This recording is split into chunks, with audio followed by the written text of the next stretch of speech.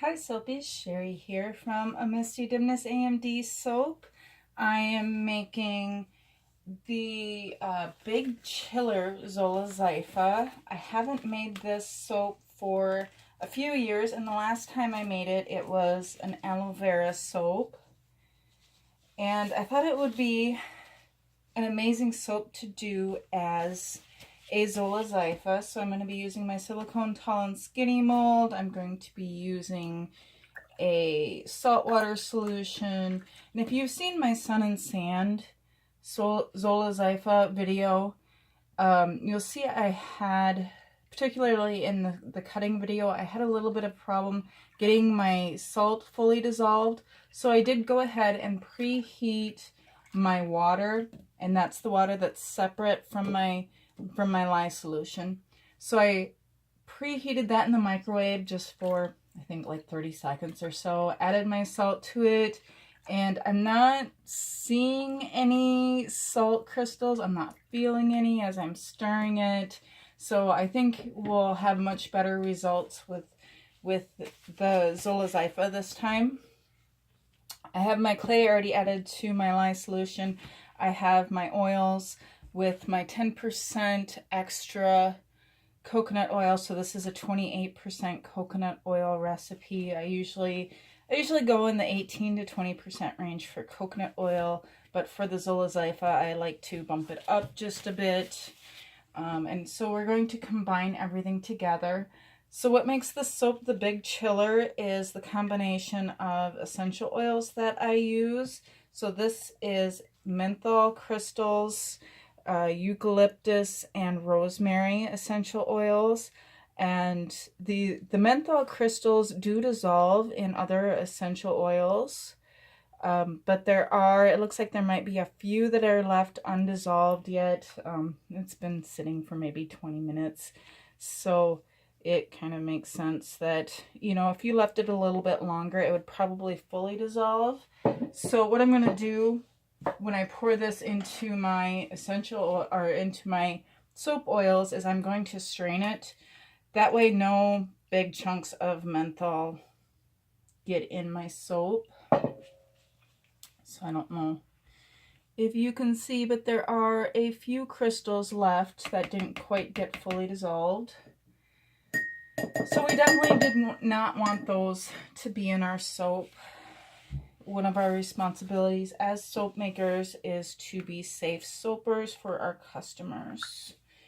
So I did run all the menthol, the rosemary, and the eucalyptus through the IRFA guidelines, or the IFRA guidelines. I can never remember which way it goes. I always have to look it up.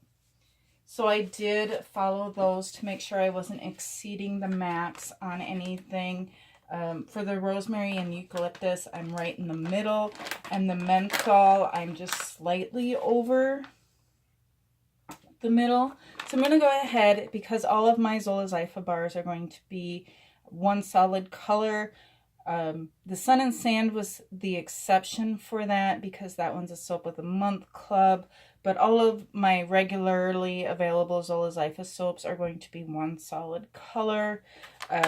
And today I'm using Micah's and More Cambridge Blue. And I love this blue. It's not bright. It's not dark. To me, it's just the perfect blue.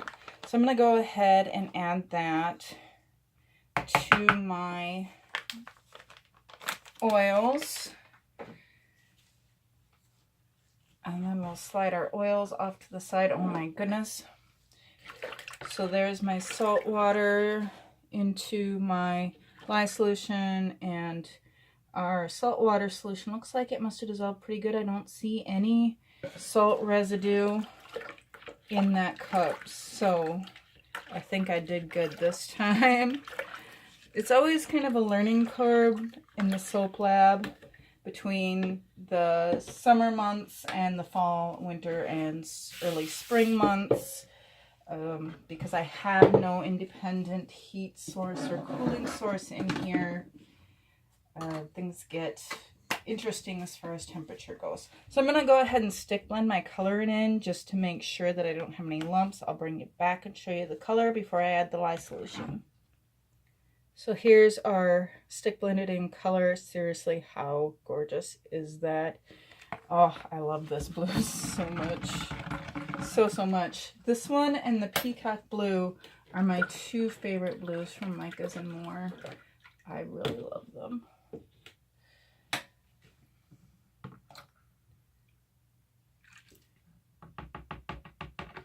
Okay, I'm going to go ahead and stick blend this. I'll bring you guys back after I've got it to light trace.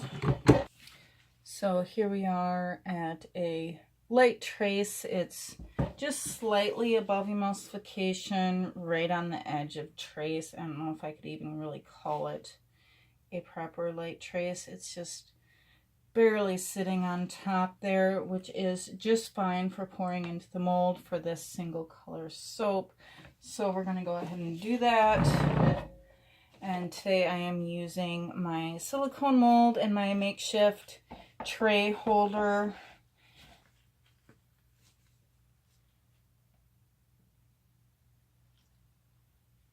Oh my gosh, I love this blue.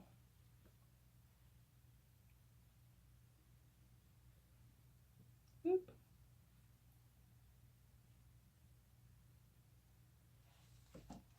So okay, I have to adjust one of my guys. My wall was bowing just a bit. These PET jars are really doing a nice job keeping my soap from bowing. And it actually looks like my guy is filled. I wonder if I have enough to fill. I have this really cute hedgehog. I don't know if I've shown him on camera before, but I have this really cute silicone hedgehog mold. I'm wondering if I should use the I have silver mica in glycerin, or I have some stellar white in glycerin. And I used the stellar white on the peony, and that looks really pretty on that. I think I'm going to do the silver.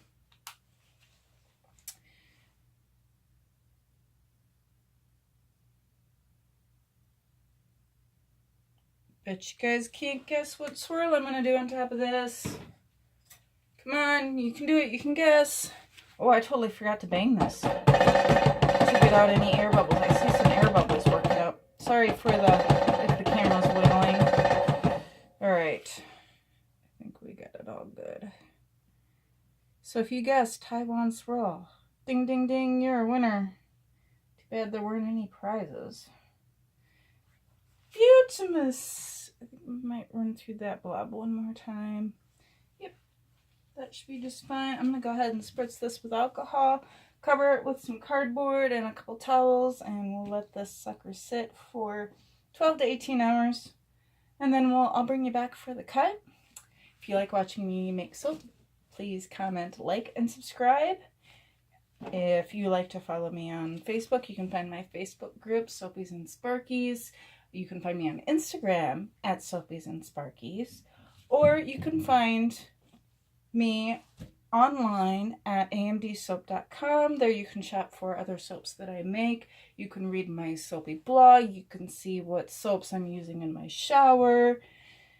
Just lots of interesting stuff on the website, so be sure to check it out.